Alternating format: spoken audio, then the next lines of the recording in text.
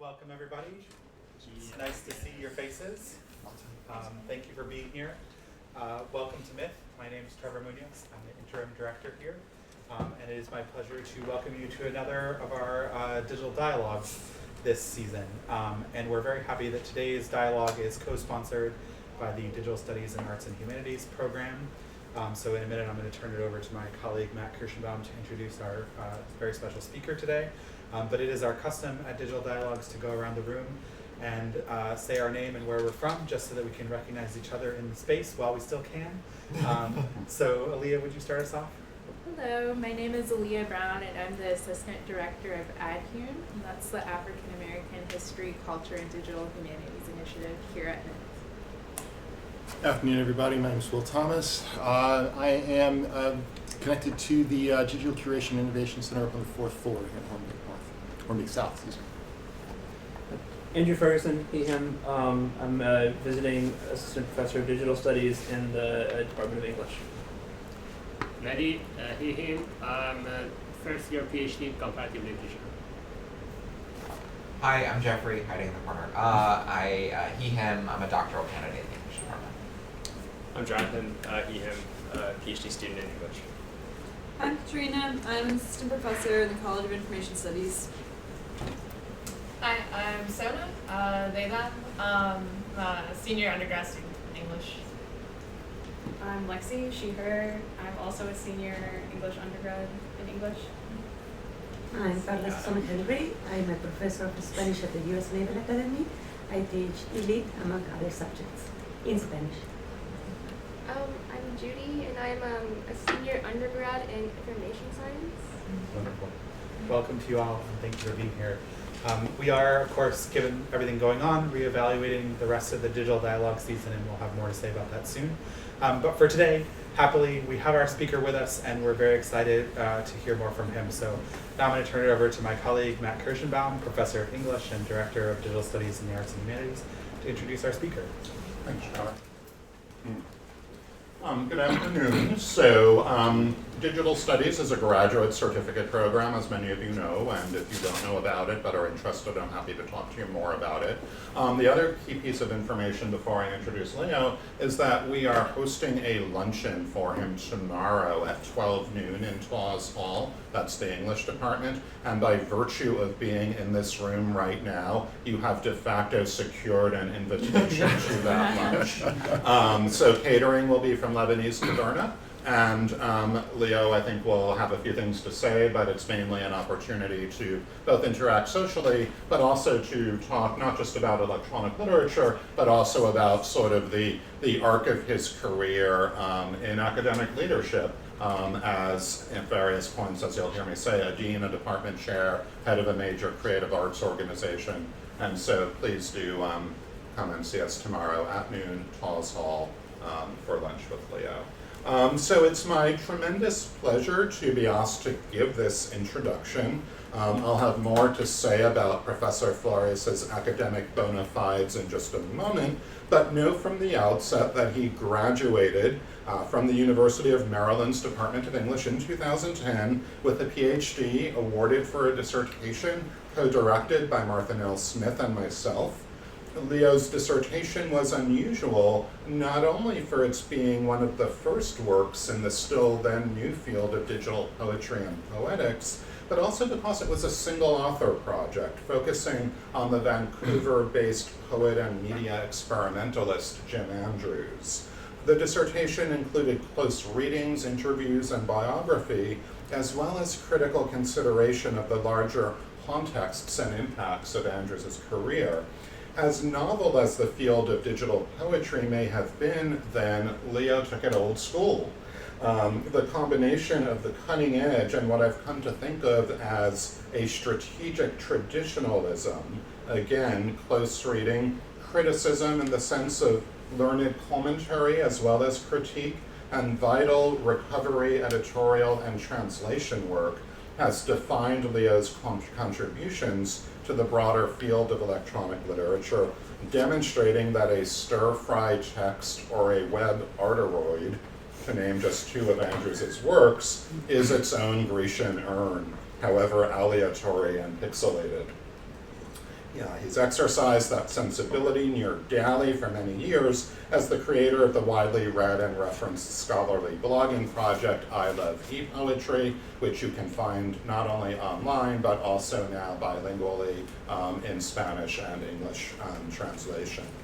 So since these cornerstones, Leo has blazed a meteoric trail through the international ELIT community with a speaking roster and visiting scholars itinerary that has taken him all over the world, including as a Fulbright scholar to the University of Bergen in Norway in 2012 and 13. But he's also never lost his commitment to his students and teaching, even as he's balanced his academic trajectory with a demanding administrative portfolio at his longtime base, the University of Puerto Rico, Mayagüez, where he has been professor of English, chair of the department, and associate dean in a career lasting from 1944 to 2019.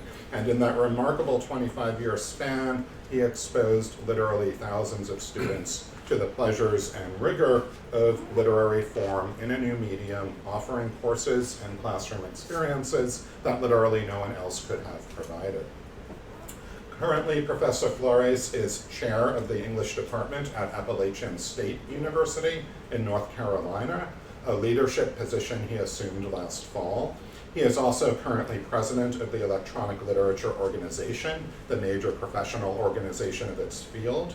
He is co-editor of the Electronic Literature Collection, Volume 3. He writes a Spanish language ELIT column in the periodical 80 Grados, and is currently co-editing the first anthology of Latin American electronic literature. I'm proud to count Leo not only as my student, but my friend and indeed my teacher. Please welcome to MITH the truly Leonine Professor Leo Flores. Thank you.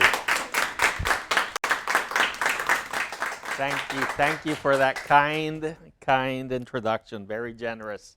Thank you all for the invitation and for coming, and those of you online for tuning in. It's really an honor to return to my alma mater and really share some of the work I've been doing. And of course, the Digital Dialogue series I've been a long-time fan of, and it's great to come and be featured here. Well, let's get started. How does a poet end up thinking in terms of algorithms, programming languages, and data sets? I'm interested in exploring the work of writers of electronic literature who, instead of writing sequences of words directly, create a computer program, modify an existing one, or use a variety of computational approaches to generate their intended texts.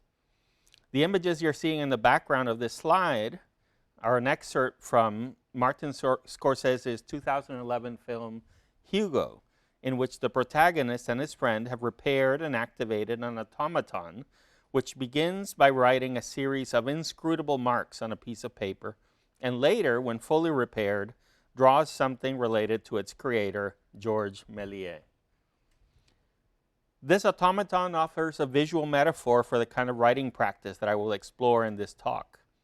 Méliès could have drawn the image by holding the pen in his hand and laying ink on paper directly, but instead he built an elaborate machine to do so. In a parallel move, what the writers of generative or computational literature do is not writing directly, but programming software machines to do so. In both cases, they are at a distance from the writing, since the writing is mediated through the machine. But first, I want to set some limits. I'm not going to go into the long history of using randomization to generate texts. For instance, I could talk about the I Ching, the Book of Changes, which goes back to about 1,000 years before Christ. This ancient divination book required readers to use yarrow sticks or coins to randomly establish a hexagram, which would then be used to guide a reading of the book. The resulting poetic text would answer a question posed before initiating the randomization process, and the results would be interpreted by the reader in the context of that initial randomization. I'm also not going to go into detail about Raymond Queneau's 1961 100,000 milliards de poèmes, or 100 million poems, which by printing 10 sonnets and cutting each line, allowed readers to turn each line to different pages, creating 10 to the power of 14 sonnets, or 100 million possible permutations. He calculated that to read all the permutations would take about 200 million years without taking breaks. So this book helped launch the Oulipo movement, the Les Ouvroirs de Littérature Potentielle, or Workshop of Potential Literatures, which explored mathematics and constraint-driven writing. I'm definitely not talking about B.P. Nichols' 1968 piece, The Complete Works, which uses the complete set of characters available in his typewriter to playfully claim authorship over any possible permutation of all listed elements. Something worth noting about these three pre-digital works is that they use the reader to complete the work, and yet they claim authorship over a larger body of work than they could possibly have written directly. More importantly, I'm not dedicating any more time to establishing lines of continuity between pre-digital and digital generative literature, in part because Scott Retberg already did it. He draws productive connections from Dada, Surrealism, and the Oulipo. So if you're interested in exploring this further, I'm giving you some homework. Now let's go into detail on the concept of distance. My notion of distant writing is a play on Franco Moretti's concept of distant reading, which is in turn a counterpoint to close reading. With close reading, we pay careful attention to a text to draw meaning and insight from it. With distant reading, Moretti invites us to develop tools and methods to examine large literary corpora to find patterns and insights about literary texts and movements. A foundational assumption behind the notion of close reading is that the reason we reward texts with our careful critical attention is because someone has given meticulous attention to the writing of the text. The text may be incomprehensible at a first reading, but we trust the guiding intelligence of the writer who has burned calories to produce this text. No matter what writing implement one is using, each word is carefully chosen and placed in sequences. As a process, the writer creates the text, reads it as it's produced, and makes modifications based on the desired outcome. We call this writing, but in my metaphorical framework of distance, let's think of this as close writing. That is, that the writer and the writing are very close to each other, and the process of producing text is mediated through tools that offer the writer great control over the output. Different writing tools and systems may lead to different workflows. As we know from Matt Kirschenbaum's track Changes, something as deceptively simple as a word processor can have a profound impact on a writer's creative process and output. We'll return to the topic of digital writing tools later to complicate my model. Distant writing subverts the notions of subjectivity, intimacy, and proximity in this romantic vision of a writer who must be a genius and meticulously chooses and arranges words in intended sequences. Distant writing is about writers who create and implement algorithms to produce texts that achieve their goals. They don't write texts directly, they write writing machines. This is a notion I first used in 2013 when writing in I Love E-Poetry about one of my favorite Twitter bots called Pentametron, which I will discuss a bit later. When we look at the process, there's a double level of writing and reading involved. The writer produces and reads a programming code or process which generates a text. The writer reads the output, and if happy with it, then the writing process is complete and the work gets sent off to publication, critical acclaim, and glory. But if the writer isn't happy with the output, then they modify the code or process in order to get results that are better aligned with their artistic vision. And notice that the arrows, you can see the arrows kind of coming back to the author, between the author and the code, but then the code produces the text. The reader, the writer reads the text, but does not intervene directly on the document, on the work that is produced. This computational poem, A House of Dust, 1967, by Alton Knowles and James Tenney, what we're looking at here is a re-implementation by Nick Montfort. So this piece uses a template-driven approach, kind of like Mad Libs, to generate stanzas about houses made of different materials, their locations, how they're illuminated, and something about the people who live within. So what they have written is a machine that produces this kind of cone of possibility, a cone of possible outcomes. And while the results may surprise the writers, even that surprise is intended. Computational writing allows us to extend our creativity beyond our conception, and our intent extends beyond our initial conception as well. If the writer then decides to intervene and directly modify the text, then they close the distance to exert control over it. These human-modified texts are less interesting from a computer science perspective because the output is then manually attuned to human interests, genres, expectations, and so on. It's really more of a challenge to produce a program or process that generates a text that meets or subverts such expectations from the outset. When human modification is not disclosed and then discovered, then it's even considered a kind of cheating. A recent example was the horse ebooks bot, which turned out to be a hoax in the tradition of Wolfgang von Kempelen's Mechanical Turk, 18th century Mechanical Turk, a machine that hit a human operator and would play a very good game of chess and would beat people.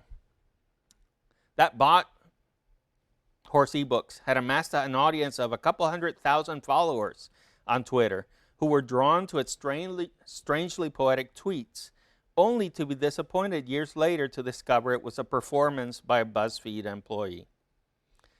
We will return to these blurred boundaries later, but first, let's zoom in to the concept.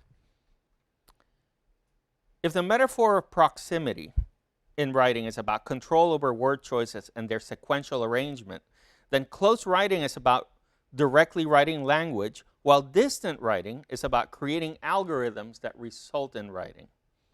We can extend the metaphor by conceptualizing varying distances between the writer and the text, depending on how much control over the inner workings of the textual generation process the writer has.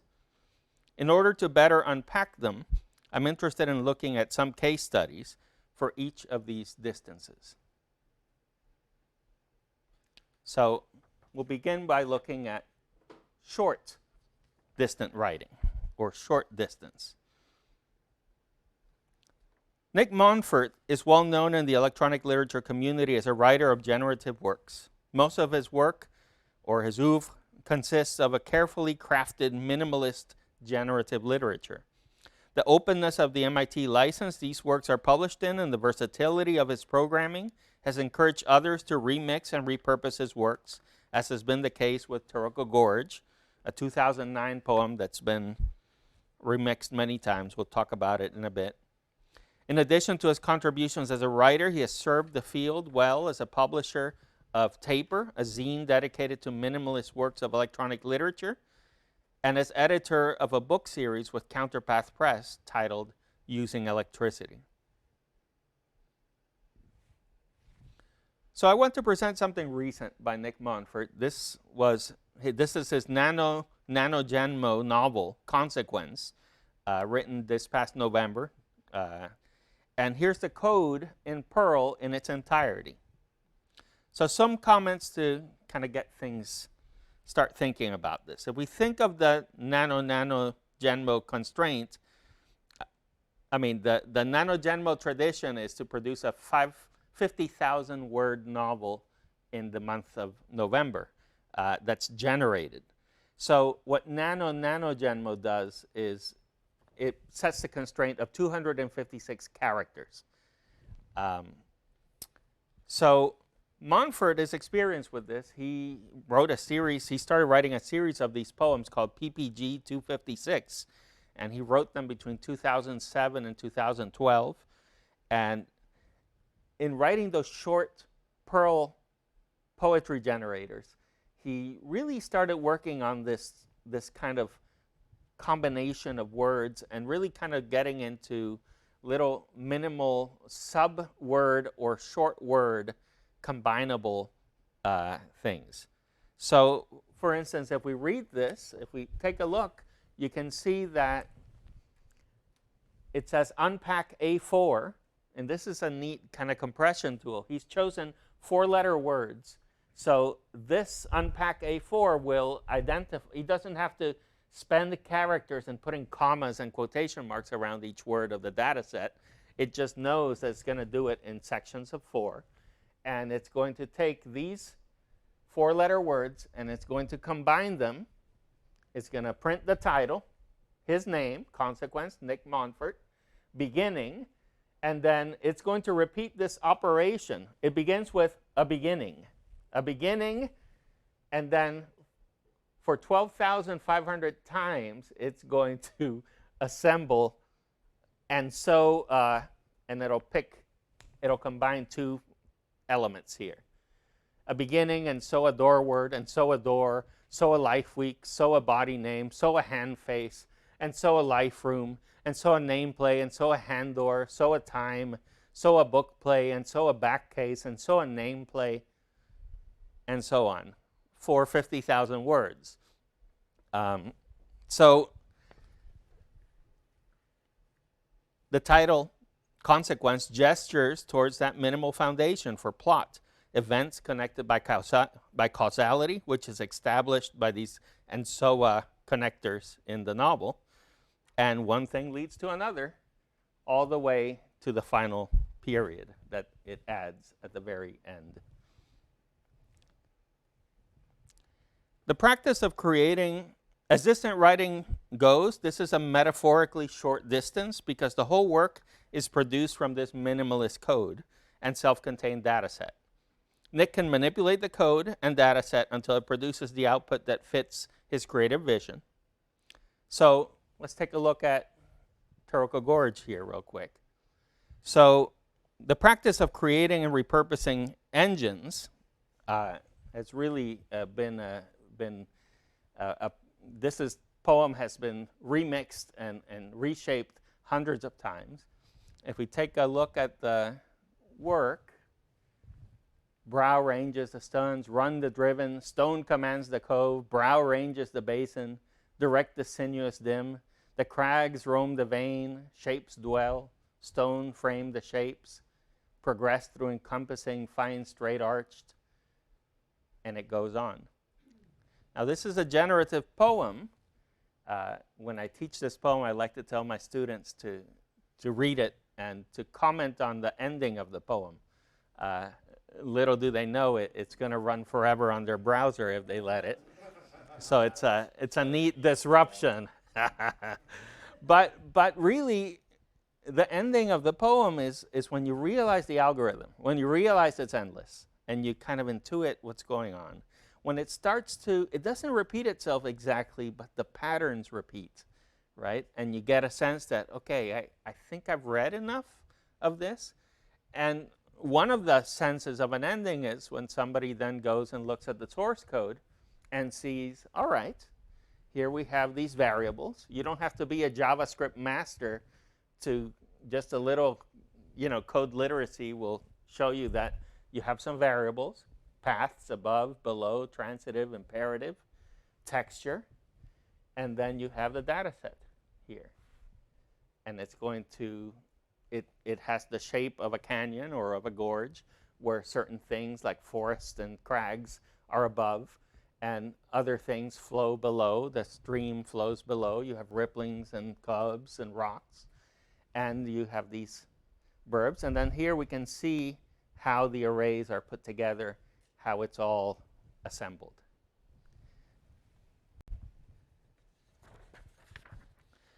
Now this poem has been hacked, repurposed, remixed hundreds of times since its publication, starting with Scott Rutberg's artistic trolling move of inverting this nature poem to make it about an imaginary cyberpunk Tokyo, calling it Tokyo Garage. Each of the remixes takes on a different topic, such as endless eating in J.R. Carpenter's Gorge, a stream of waste and environmental damage from the toy industry and Talon Mammoth's toy garbage.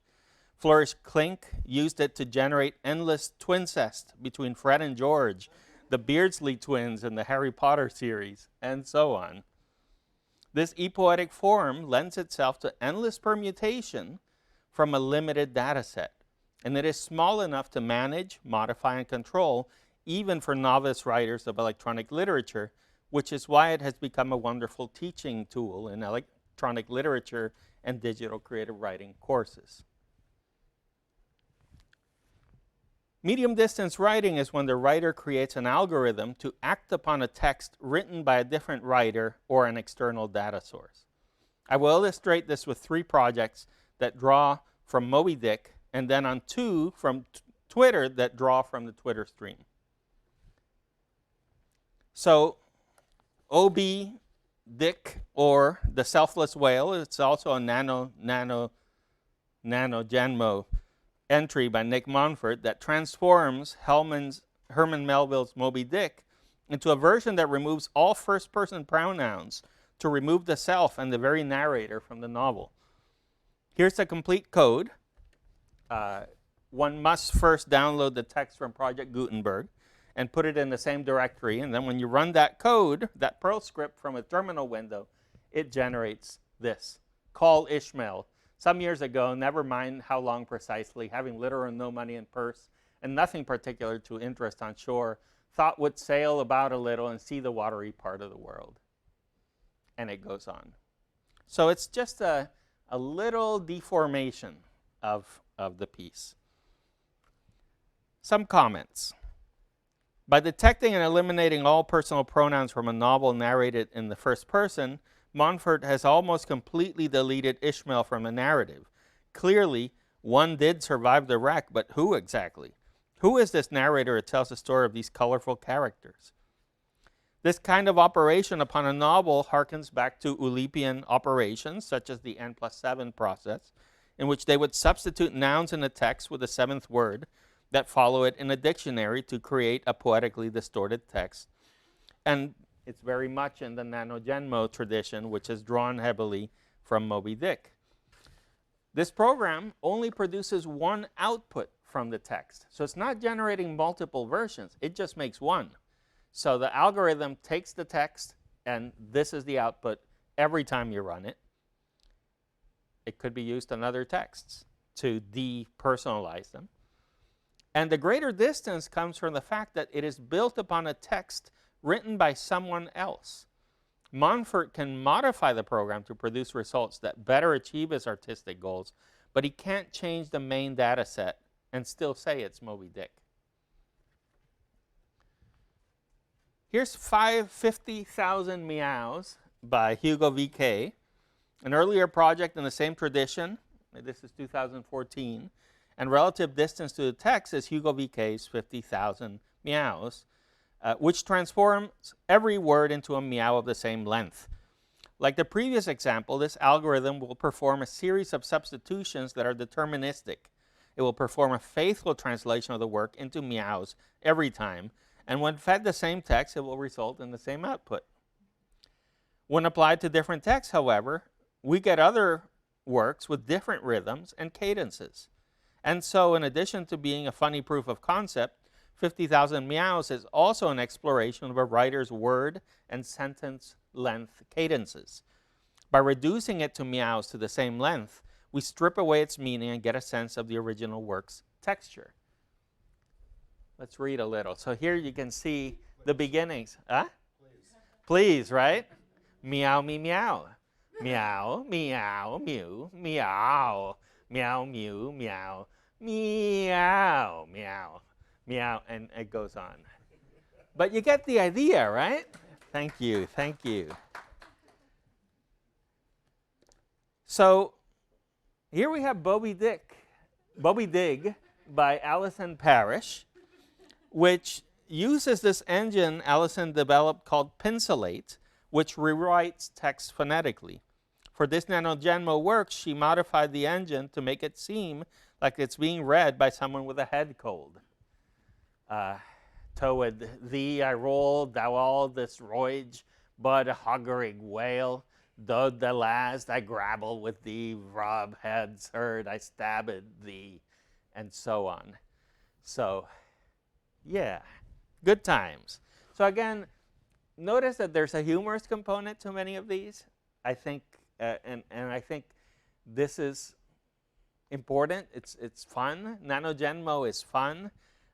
People are doing this for fun. There are also proofs of concept. There's a lot of sharing that goes on in that community.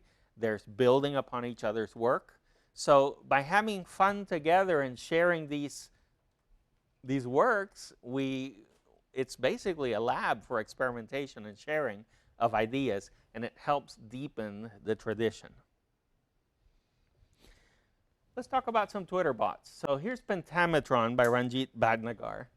And Pentametron, what it does is it searches through the Twitter stream to identify tweets that happen to be in iambic pentameter. It checks them against a dictionary. It's searching through 10% of the Twitter stream.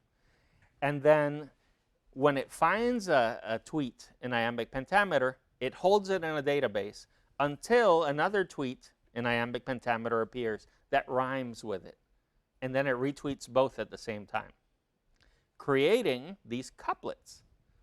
So, for example, forever laying on the bathroom floor, I'm not a teenage failure anymore. This is fantastic drama. Carry on. I feel a separation coming on. So notice pure juxtaposition, right? You're getting two tweets that have nothing to do with one another, joined by the power of poetry, of rhyme, of rhythm, right? That kind of resemblance. And I think because it's a small portion, the couplet, our mind can wrap around it. That's a classic modernist move, juxtaposition. So juxtaposed, tight poetic connections, we get it. By the way, he has also arranged them into larger structures. This is Encomios, published in the Using Electricity series, and it's building sonnets, entire sonnets, out of Pentametron. So worth taking a look. One of my favorites is Haiku D2, which does a very similar operation to Pentametron, but basically it's detecting haiku. So if it can cut a tweet into 575 syllable length lines, without breaking a word, it will then reformat them, attribute the author, and add the hashtag haiku, and therefore transforms a tweet into poetry. So for instance, sushi delivered, Netflix on the projector, ocean steps away. That sounds like a great spring break one right there. Or this is okay with the American public. Where is the outrage? A little more political. No matter how hard they vilify cannabis, we all know the truth. Okay. All right. Well, so some closing thoughts on medium distance writing. So these works are about finding and transforming texts around us.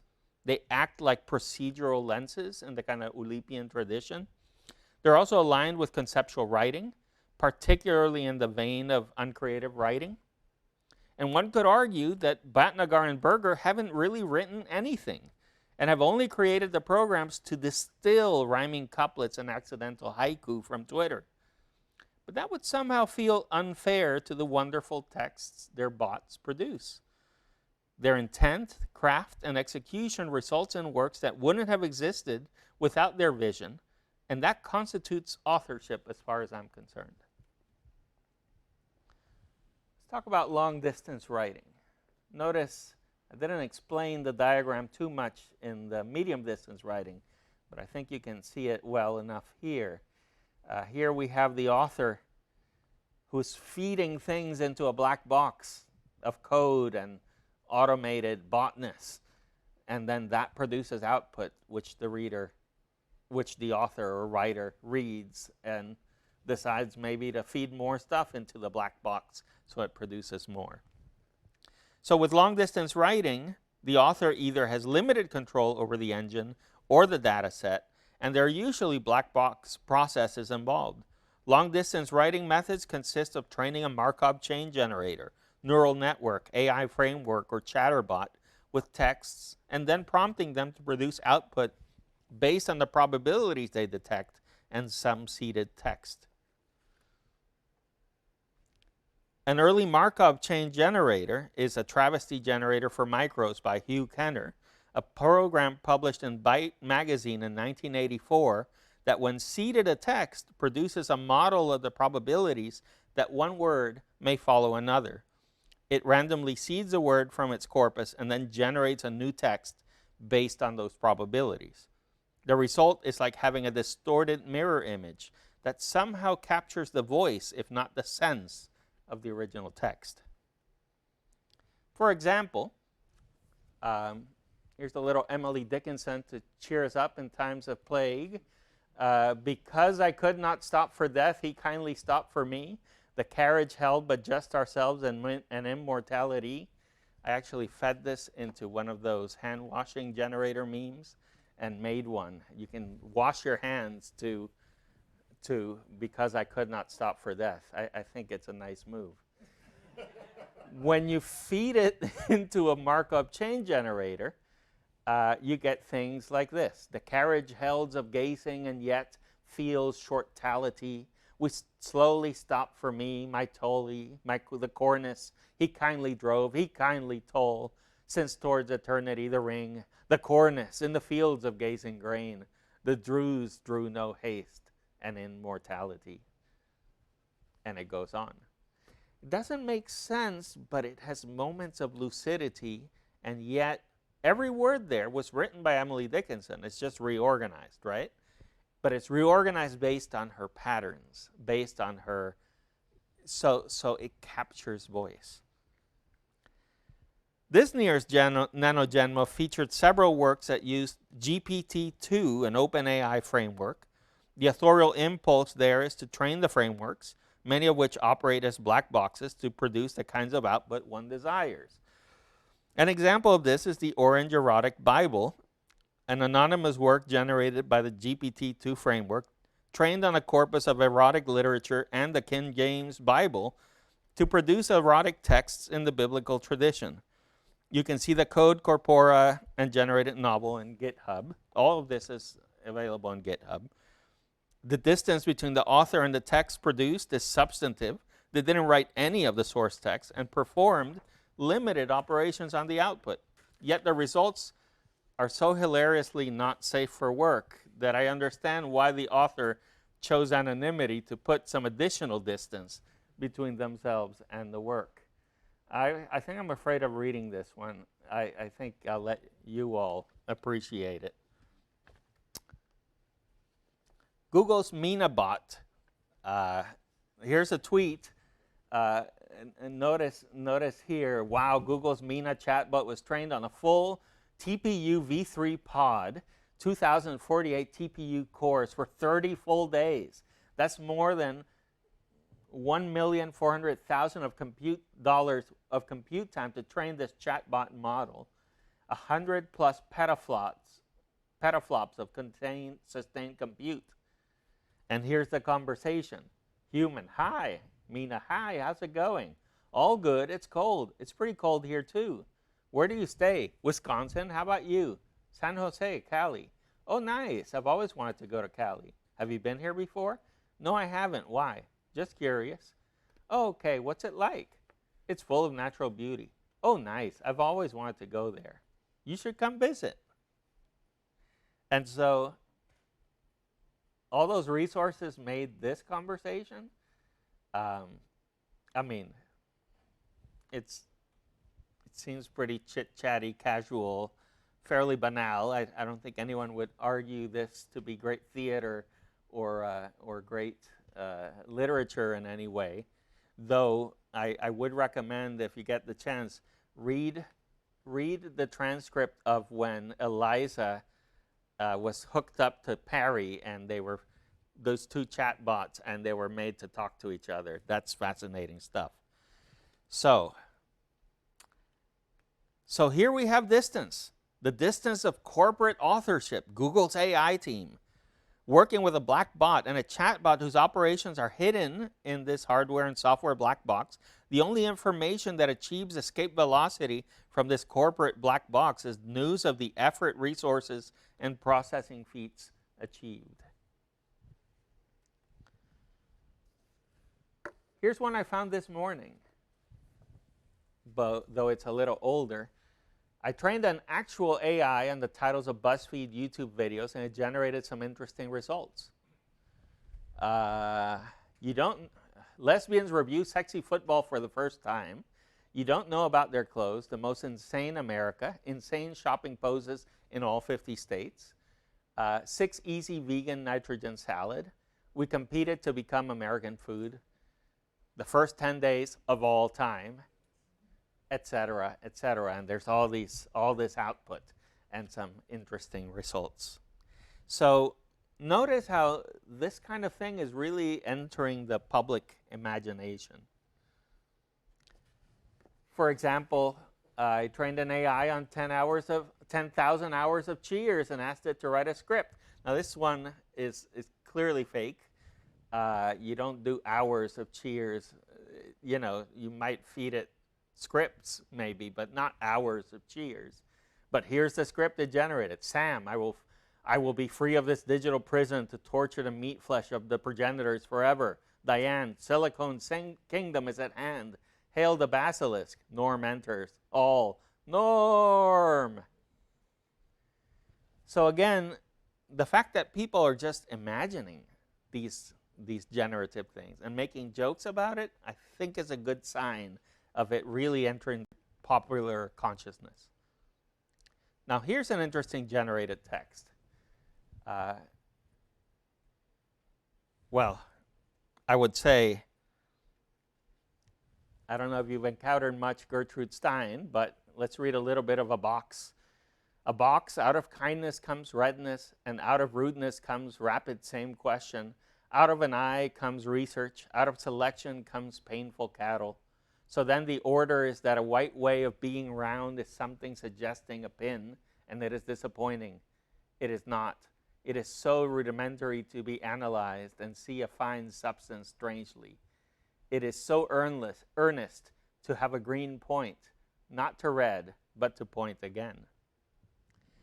So, is this really Gertrude Stein, or did I run Gertrude Stein through a Markov chain generator? And could you tell the difference? And if you could tell the difference, would you reward it with your close attention? Would you reward this with close reading if you knew it was generated by a machine? You see, when we encounter a difficult text, we're going to have to burn some calories to wrap our brains around this. We're going to have to work hard with it. But we do it because we trust the guiding intelligence and intent that's behind it. Many people are not willing to do that for a work of generative literature. Heck, I'm not willing to do that for many works of generative literature. When you read, like that Nick Montfort novel generated at the beginning, you sample it. You don't sit down and read all 50,000 words of it. You don't read a few hundred pages of that kind of text. Your brain shuts down after a while. It becomes ambient. You can't follow that chain of causation that far. So, something to think about there. So, closing in on distant writing, let's recap a few things. With writing, or what I call close writing, writers control textual creation. Literary criticism and aesthetics are built on this paradigm. So, our very field has developed around the fact that you put a sequence of words statically and someone has chosen to put them that way. Distant writing. We have short distance writing, in which writers write writing machines. Writers have control over both the engine and the dataset. Medium distant writing. Writers write machines that transform pre-existent texts. Writers control the engine, but not the dataset beyond choosing it. And long-distance writing, writers exert minimal or no control over the machine, neural net, AI, whatever. But then they train these machines to control its output. Some closing thoughts. Not to leave this model all tidied. Now that I've left this model all tidied up, I'm going to break it a little bit. I want to immediately provoke it by pointing out that as AI-driven predictive keyboards, autocorrect, autocomplete, and aids to composition become implemented in touchscreen keyboards and services like Gmail, the notion of close and distant writing begin to collapse.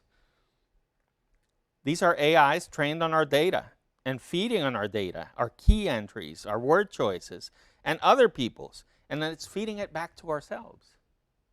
So when we see things like the coronavirus predictive game, how timely, you type, I will now be greeting people by, and then just let the autofill do its thing. You choose the predictive text. Mine, I will now be greeting people by putting on my own production of cats. And that's that result.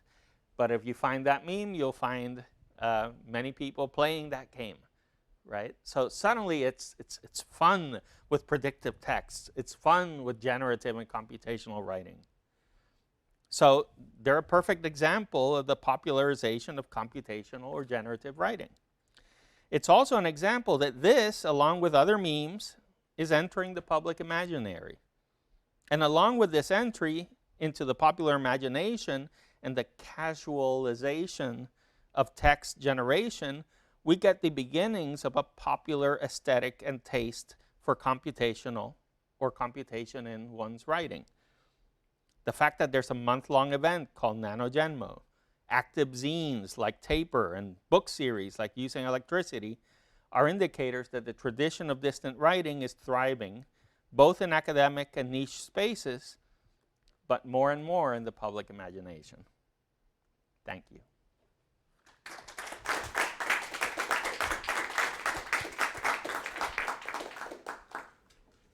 And because I've only used 39 minutes, I want to show you a little bonus. I have a little, I'm going to share one of mine. And then you can, and then we'll open up for questions. Let's see, and show. Let me go to, yes. I created this at Perla Sazon's Henry's class. I visited a couple of weeks ago. It's called the Taco Hell menu bot. And what it does is, I don't know if you've noticed, Taco Bell is very very generative in their menu creation. They just kind of throw things together, and really I both despise them and grudgingly respect the daring of how computational they are. I mean, the image up top where you see things like Mexican pizza and Crunchwrap Supreme and Cheesy Gordita Crunch, you know, these are actual menu items from their website. So what I did was I created a little Twitter bot that then generates this. Oh, look, this is the inspiration for that bot. Check it out. See, it shot the Cheesy Gordita Crunch. Look what happens. My body. I think this is a really good metaphor for what happens when one consumes. Here it comes. Oh yeah, a Cheesy Gordita Crunch. So, so what we did was we created, we used Cheap Bots Done Quick, wonderful resource. You just create a Twitter account for the bot. You hook it up to Cheap Bots Done Quick. It hosts it, and you basically are working. It's using Tracery, which is a library, a JavaScript library that allows you to write a simplified JSON code. So it lowers that barrier to entry. You don't have to do all that JavaScript heavy lifting. You simply produce this, right? Here it starts with origin. It's a variable, and here's the data set. So it's going to present an announcement. If it's in between hashtags, it's a variable. And then, so it's going to put together an announcement and a call to action. The announcement, have you tried the new product? Product. Product is adjective, protein, form, post-magnifier. And it has different configurations for product. Notice I didn't call it food. From a critical code studies, I think I'm really focusing on product. But then you have adjectives like, you know, texture and texture that you can put at the end of the product, flavors, digits, proteins, forms, and then you have adjectives that magnify it and then calls to action. And every time you generate it, starting today, we're featuring the 13-layer deluxe cheese burrito. You know you want it. Just in from our test kitchens, behold, the new nacho and crunchy chicken gordita. Your head will explode. Our newest creation, the hot carnitas gordita, is out. You know you want it.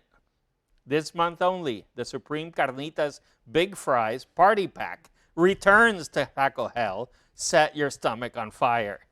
I think I'll leave it there. Thank you.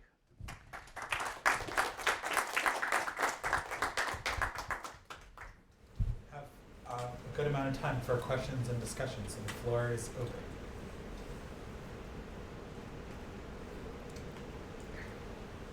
There are so many things. The one that, for the rest of the day, I'm going to hear Ricardo Montalban saying with a head cold, "Vermelhart sanity." I know. But in looking at the Taco Hell example, I think that I can focus on something I do want to ask about, which is that we are continuously being spoken to by corporations utilizing things like this. That, you know, when a corporate pitch person is on TV, they're not being sincere. They're reading a script, and in large ways, the script is being generated. The machinery includes lawyers, but it's being generated by a machine, and there can be some definite distant writing. There is some poor schmuck somewhere sitting in a cubicle whose idea it is, who has almost no ability to dictate what the corporate spokesperson is going to say on TV in the 30-second spot. So I'm wondering if you can link this as a literary concept with this as a corporate communications phenomenon. And we're all about to be immersed in it horribly because we're in election season. Yeah, I mean, talk about again, one is this sort of antithesis to traditional notions of creativity, right? Mm-hmm. This is not someone sincerely respecting the ingredients, trying something new, right? Mm-hmm. That's not what this is. This is, all right, we got a really good price on this kind of cheese. Mm-hmm. We got to move this through our stores, and we're gonna now produce. So this will be a limited time ingredient for, and then McRib is back. Yeah, the McRib is back, right? How can we cycle it into these products? So again, it's a machinery, mm-hmm. and really, it's really sad that they part of what I hate about it is that they're trying to represent Mexican food, or mm-hmm. or at least they're appropriating in the worst way one of the most famous of Mexican menu items, the taco, which is made out of many things, but not like this, not with a Dorito fried Cool Ranch, double wrap crunch thing. So again, so part of what I'm doing, part of my goal is to really do what the French call the détournement, a twisting, a bending of their rhetoric mm-hmm. to critique it. That's why the digit goes all the way up to 19. Because at first I took it up to 10, and it's like, yeah, the 7-layer gordita crunch wrap, they've already done, right? But not the 19-layer one, right? So you turn up the volume and you kind of explode the machinery, expose the machinery a little bit. So that's part of my goal here. I seek and celebrate the creative spirit in the creation of machinery, but bots have a really bad rep.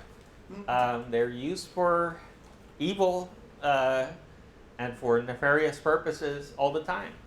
So when someone uses it to do something beautiful or funny or artistic, that's a détournement in and of itself, and I think it's a good move. This, I think, sort of follows from Will's question. And so I'm thinking of one category of distant writing that you didn't mention, but which is becoming more and more commonplace. And that's, you see it particularly in journalism, where, as we know, increasingly news stories of particular genres, notably sports reporting, financial reporting, are at least closely, distantly written, in the sense that there are often now algorithms that are producing at least first drafts of stories, not just compiling. So these are all sports, finance, the weather, these are all sort of data-driven genres.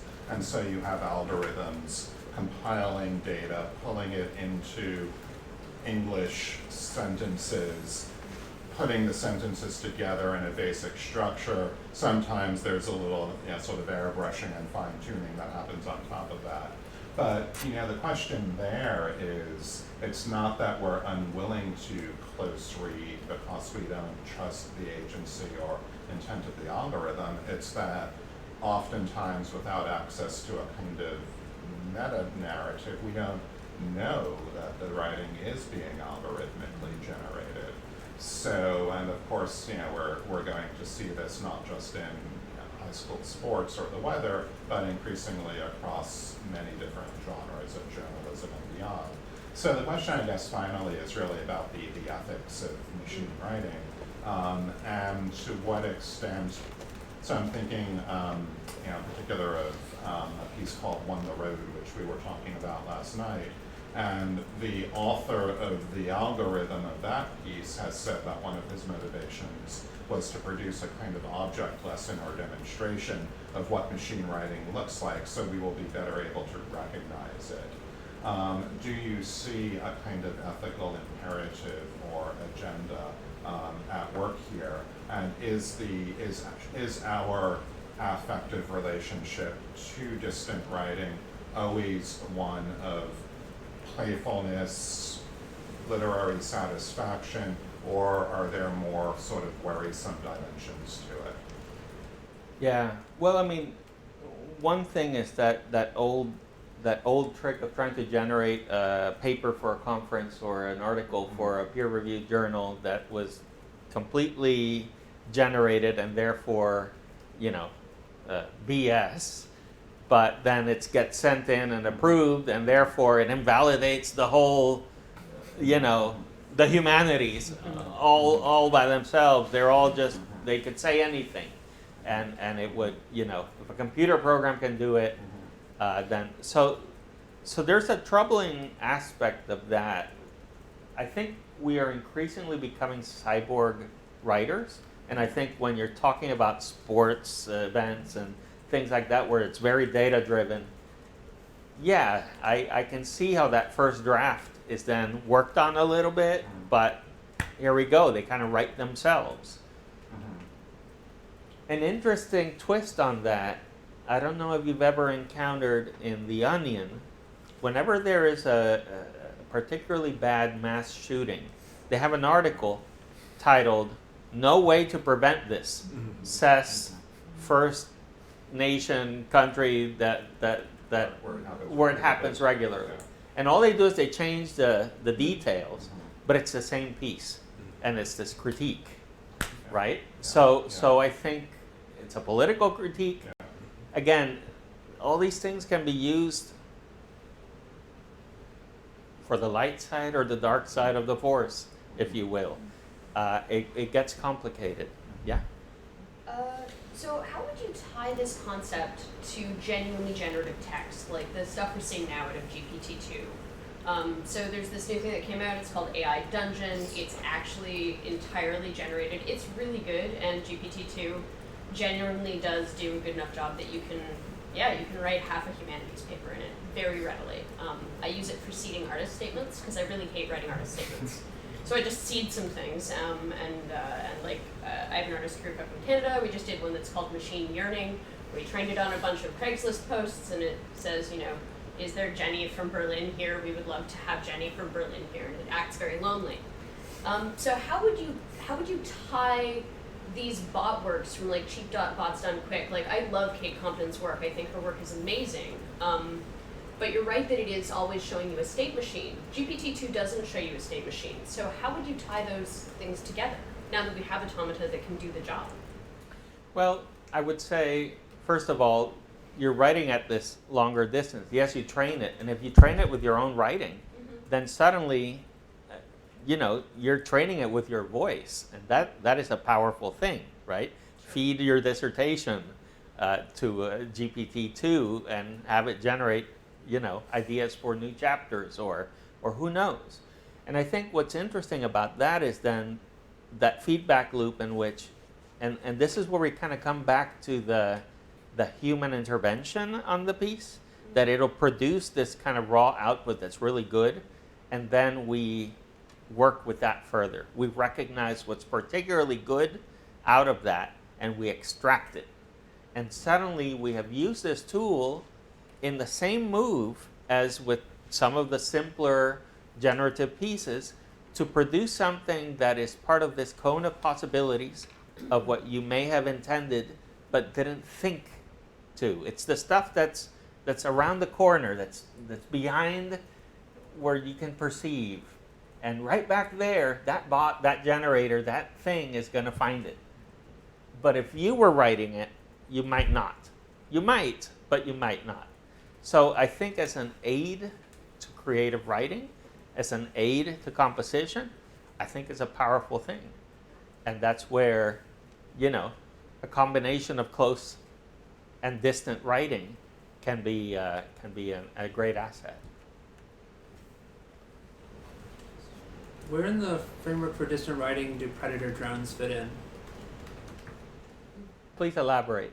So I'm thinking both in terms of algorithmic processes for identifying and neutralizing enemies that would extend to things like facial recognition that's increasingly being put into use through sort of mass surveillance systems or through our own doorbells in many cases in partnership with local police departments. But then also these sort of operators of anti-terror military divisions that are sitting in a strip mall somewhere in the desert and navigating these drones that are literally inscribing the marks of empire on the terrain beneath them, whether that's double tapping a Yemeni wedding or whatever it is they're charged with doing that day. So I'm wondering maybe the wider question of this is where do we see the apparatus of empire coming into a system of digital writing? That's a good question. The apparatus of empire. Can I add one little thing to Yeah. that? Every process you just described is intensely text-based. Yeah. Mm-hmm. And this is a collaborative text, as horrifying as that sounds. It's being written to do it. Yeah, that's the step I skipped in my brain. Well, and of course, all the ideology is inscribed into all that source code. This is why we need critical code studies. This is why we need code literacy.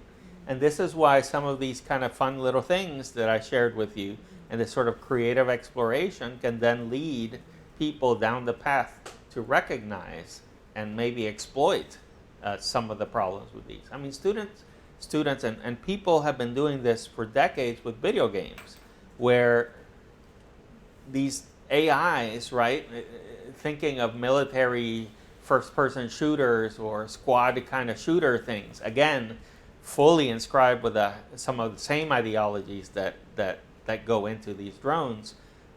They're responding, they're reacting, but then players are learning how to, when you become a good enough player of a game, you beat the AI every time.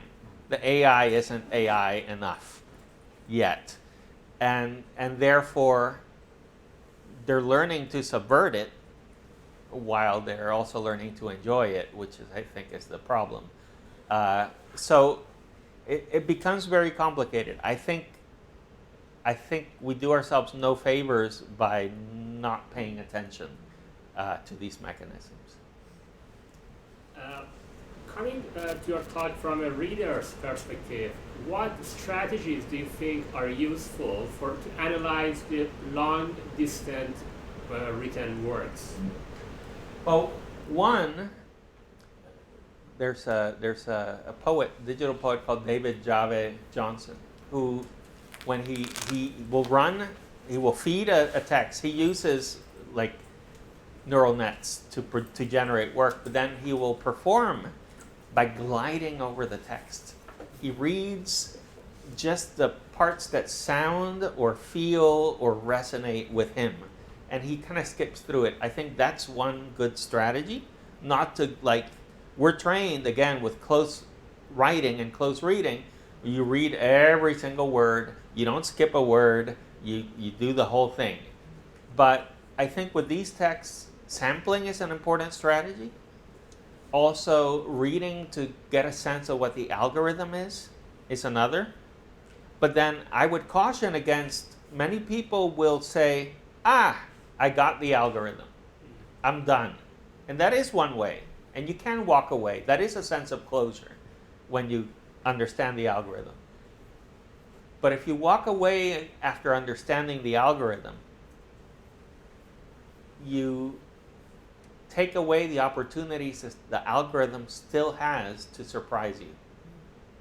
So for example, one of my favorite Twitter bots, I'm not going to pull it up right now, is called Regrets to Egrets. And what it does is it detects tweets that use the word regrets. And then it takes the text of that tweet and it pulls the R, that first R, and then it's about egrets, about, waterfowl. And so it's conceptually, it does a wonderful transformation of taking a tweet that is generally about sad things, people who have, and sometimes funny things, I ordered pizza at 2 a.m. and I'm full of regrets, right? And then it turns it into, I order a pizza at 2 a.m. and I'm full of egrets, like you just ate a bunch of egrets. It does this complete kind of recontextualization, and that bot is no longer working, it's no longer operating, but I followed it for years, and it delighted me for years.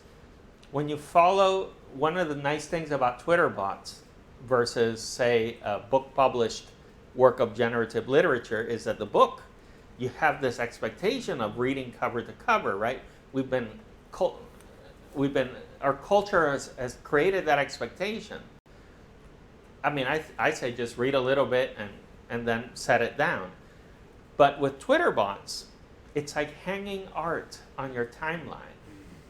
You're reading about whatever it is you're reading about, right? And right now, Twitter is not a very nice place. There's coronavirus and politics and all sorts of horrible things. But along there, you get a haiku from Haiku Didu. You get some regrets that have been turned into egrets, and you get a new horrible item in Taco Hell menu, and you have refreshed your day a little. So I think small doses is a good way to read as well. Thank you.